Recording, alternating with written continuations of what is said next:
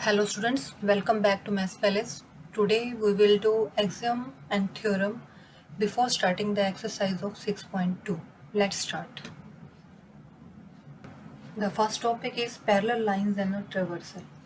A line which intersects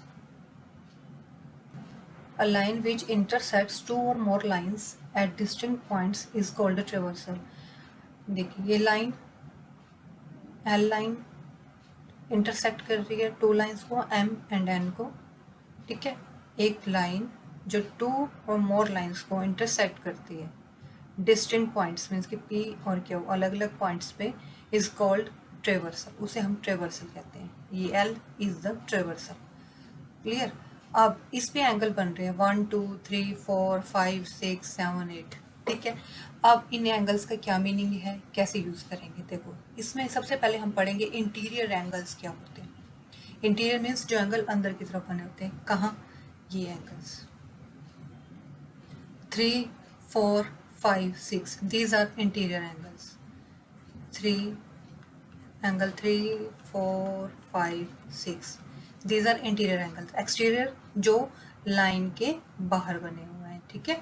जैसे angle 1 2 7 and 8। Clear. Now corresponding angles, alternate interior angles, alternate exterior angles and interior angles on the same side of traversal। ये 4 things और है। ये क्या चीज़ है, हम diagram को देखते जाएंगे और इनको डिफाइन करेंगे। सबसे पहले corresponding angles है। corresponding angles क्या होते हैं हमारे, जैसे ये हमारे यहाँ गिवन है, ये देखिए एंगल 1 एंड एंगल 5 जो एक ही ट्रेवर्सल की एक साइड में बने हुए हैं। जैसे ये एंगल 1 हो गया एंड दिस इज एंगल 5, ये हमारे कोरस्पॉन्डिंग एंगल्स हैं। और एंगल 2 एंड एंगल 6 ये भी हमारे कोरस्पॉन्डिंग है। अब जो नीचे की तरफ बने हुए angles angle 4 and 8, angle 3 and 7 these are corresponding angles. तो बस इन्हें हम लिख देंगे एंगल 1 एंड एंगल 5,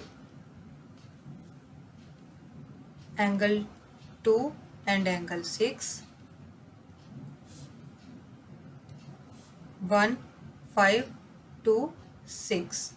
आप नीचे वाले एंगल्स बना लेते हैं 4 8 3 7। यहाँ लिख देंगे हम एंगल 4 एंड एंगल 8। दूसरा लास्ट पेयर बनेगा एंगल 3 एंड एंगल 7। क्लियर। अब आ जाते हैं अल्टरनेट इंटीरियर एंगल्स पे। अब देखिए अल्टरनेट इंटीरियर, इंटीरियर मीन्स अंदर की तरफ जो बने हुए, ये लाइन है, लाइन के अंदर जो बने हुए, जैसे ये लाइन है इसके ऊपर नीचे की तरफ बने हुए एंगल्स ये एक्सटीरियर हो जाएंगे और यहाँ ऊपर की तरफ बने हुए एक्सटीरियर। अब इंटीरियर ये बने हुए एंगल्स, अब हमें अल्टरनेट इंटीरियर एंगल्स बताने हैं, ठीक है। एंगल 3 और एंगल 5, एंगल 3 और इसके रिवर्स में एंगल 5। पहले हमने लिए थे ये दोनों ऊपर नीचे, ये कॉरस्पॉन्डिंग बन जाते। अब हम ले रहे हैं अल्टरनेट इंटीरियर एंगल्स, ठीक है। अल्टरनेट में क्या होगा, उसके रिवर्स में जैसे ये 3 इसके रिवर्स में यहाँ 5 आ रहा है, तो ये हमारे अल्टरनेट इंटीरियर एंगल्स हो जाएंगे 3 एंड 5। और इंटीरियर कौन सा है 4 एंड 6। तो यहाँ लिख देंगे एंगल 3 एंड एंगल 5 और सेकंड पेयर बना हमारा angle 4 and angle 6। Next is alternate exterior angles. अब तक समझ आ गया होगा, एक्सटीरियर मीन्स लाइन के ऊपर और इस लाइन के नीचे वाले। तो 1 के साथ कौन सा पेयर मैच हो रहा है 7 1 और अल्टरनेट के लिए यहाँ 7 2, ये एक्सटीरियर यही है, इसके साथ कौन सा मैच होगा 8। बस यहाँ डिफाइन कर देंगे हम एक्सटीरियर एंगल्स में angle 1 and angle 7, second pair angle 2 and angle 8। clear। now last is interior angles on the same side of traversal। traversal कौन सी हमारी, ये this one L, ठीक है। इसके सेम साइड में जो एंगल्स बन रहे हैं वो बताने हैं, वो भी इंटीरियर एंगल्स बताने हैं, ठीक है। तो इंटीरियर लाइंस के नीचे वाले, ये लाइंस है, इसके नीचे एंगल्स और इस नीचे वाले लाइन के ऊपर वाले। तो ऑल्टरनेट क्या बताने हैं हमें, alternate interior angles on the same side of traversal. Okay, कौन कौन से हो जाएंगे इंटीरियर? 4, 5, एक ये लाइन ट्रेवर्सल यही है, इसके सेम साइड में, एक साइड में इंटीरियर 4, 5, 3, 6। बस यहाँ डिफाइन कर देंगे angle 4 and angle 5। Second pair बन रहा है हमारा एंगल 3 एंड एंगल 6। क्लियर? तो ये यहाँ पे ये हमें corresponding angles alternate interior, exterior और same side of transversal interior angles हमें पता लग गए। अब आगे देखते हैं। एक एक्सियम आती है, आप सबसे पहले 6.3 एक्सियम है आपकी बुक में। If a traversal intersect two parallel lines then each pair of corresponding angles is equal. तो एक ड्रॉ कर लेते हैं फिगर। जैसे ये 2 हमारे पास पैरेलल लाइंस की बने, एक ट्रेवर्सल हमने ले ली। क्लियर? अब देखिए क्या कहे, ट्रेवर्सल इंटरसेक्ट 2 पैरेलल लाइंस को, A B C D. Clear? अब ये जो ट्रेवर्सल है इसको हम नाम दे रहे हैं पी क्यू। ये डिवाइड कर रही है पैरेलल लाइंस को। Then each pair of corresponding angles is equal. Corresponding angles कौन से होते हैं? जो एक ये एंगल हो गया, जैसे यहाँ एंगल, दिस वन यहाँ, फिर इंटीरियर के यहाँ पे बन जाएंगे, एक ही साइड में बनने वाले। क्लियर? तो ये इक्वल होंगे। ये हमारी क्या है, अभी हम पीछे पढ़ के भी आए हैं, कोरस्पॉन्डिंग एंगल्स इक्वल होंगे। अभी हमने स्टार्टिंग में जब ये किया था कोरस्पॉन्डिंग एंगल्स, एंगल 1 एंड 5 कौन से थे? एंगल 1 एंड 5, एंगल 1 5 ये हमारे कोरस्पॉन्डिंग थे।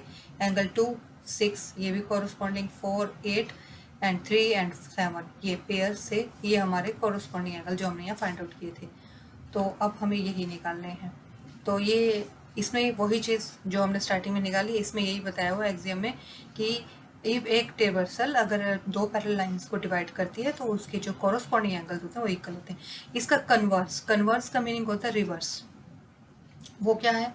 If a traversal divide 2 lines such that a pair of corresponding angles is equal. अगर एक ट्रेवर्सल 2 लाइंस को डिवाइड करती है और उसके कोरस्पॉन्डिंग एंगल्स इक्वल हैं, देन 2 लाइंस आर पैरेलल। तो ये लाइन पैरेलल हो जाएगी।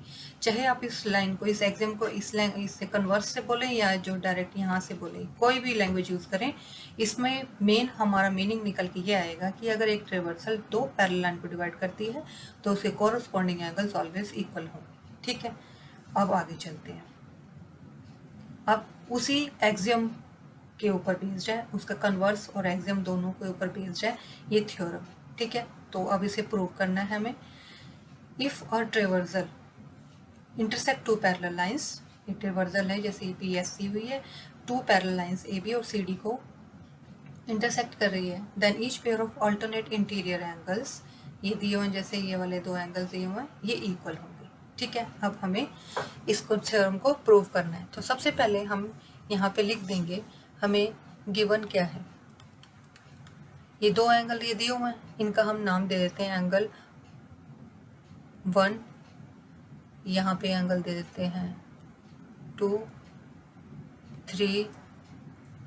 तो गिवन में हम लिख देंगे जो हमें गिवन कौन सा, ये 2 एंगल गिवन है। चाहे तो आप इसको लिखो angle B Q R and angle Q R सी।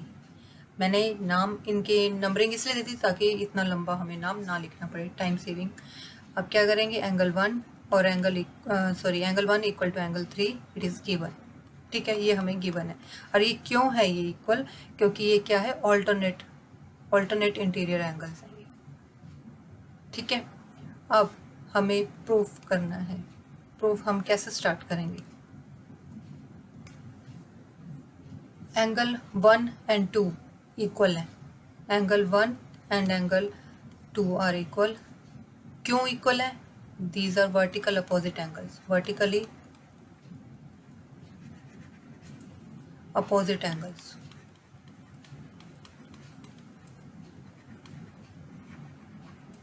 ठीक है? इसलिए ये इक्वल है। Angle 1 and angle 3 are equal, ये हमें गिवन है।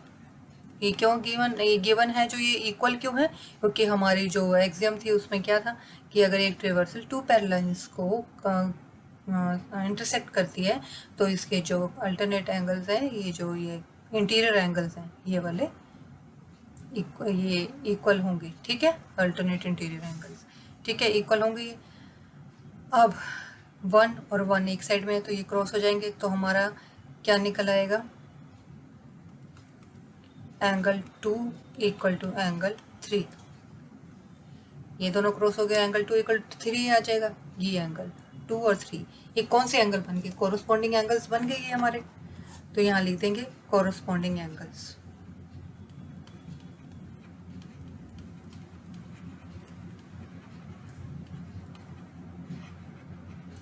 ठीक है, अगर ये कोरस्पॉन्डिंग एंगल्स हैं तो इसलिए ए बी और सी डी पैरेलल हो जाएंगे। ठीक है, तो यहाँ लिख देंगे that's why A B parallel C D. ठीक है, अब ये क्यों हुआ, अभी हमने पीछे किया था, याद होगा, कन्वर्स किया था हमने। इसमें क्या पढ़ा था हमने, अगर एक ट्रेवर्सल टू लाइंस को इंटरसेक्ट करती है तो such a pair of corresponding angles is equal. अभी हमने भी प्रूव किया है कि कॉरस्पॉन्डिंग एंगल्स हैं ये इक्वल हैं, तो क्या होगा, these two lines are parallel. किसमें कहा, ये कन्वर्स में कहा हुआ है। कन्वर्स ये किसका कन्वर्स है, ये ध्यान रखना, ये कॉरस्पॉन्डिंग एंगल्स की कन्वर्स थ्योरम है, कॉरस्पॉन्डिंग एंगल्स की। ठीक है, तो बस इसे हमने यहाँ ब्रैकेट में लिख देना है, converse of corresponding angle axiom यहाँ लिख देंगे।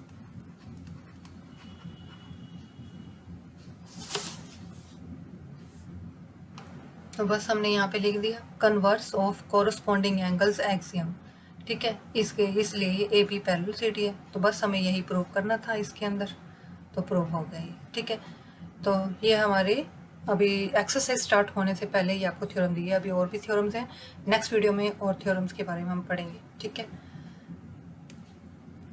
Thank you for watching my video, मिलेंगे नेक्स्ट वीडियो में। Till then be happy, stay healthy and keep connected to Maths palace.